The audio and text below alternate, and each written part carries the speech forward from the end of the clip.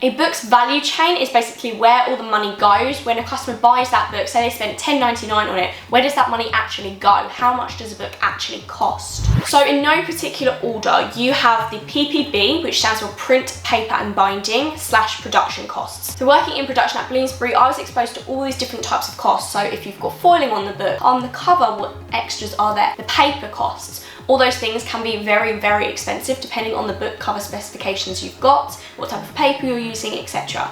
But production is a massive cost for your book. Then you have the distribution. So your book has been made and now you need to send it to different places, different warehouses and shops, for example. This includes the transportation. Maybe you printed the book in Asian countries and now you're transporting it to Europe. This will also include costs like insurance and then storage in your warehouses. So distribution, again like production, can be very expensive. Then you have marketing and publicity. People aren't going to know about your book that you've just published unless you're shouting about it. So different campaigns can cost a lot of money depending on what you do for them. For example, if you're putting ads in newspapers or if you're printing personalised tote bags to give to book bloggers. You then have the sales and the retailers. So for example, if we're sending a bulk order to Waterstones, we might give them a little bit of a discount. We're also essentially paying them to have our book in their bookshops that people are going to go and see through the windows and see in the shops and buy for themselves. So retailers and sales is definitely a massive part. Linking on to sales, you can also have special deals like buy one get one free, and that will all come into how much the book actually costs. So now you've sold, say, 1,000 copies of your book. Obviously, some of that money needs to go to the author.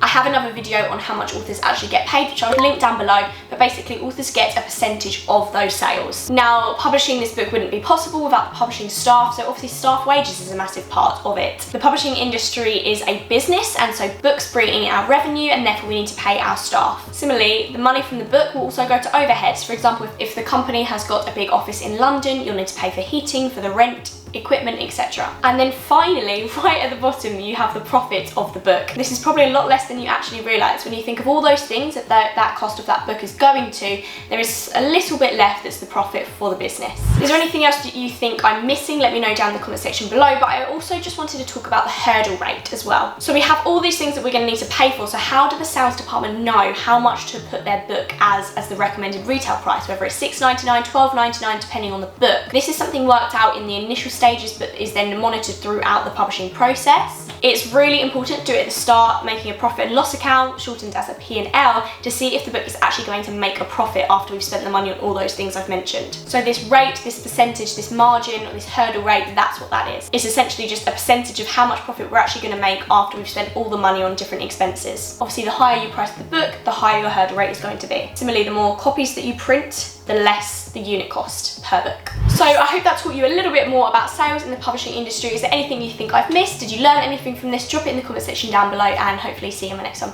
Bye.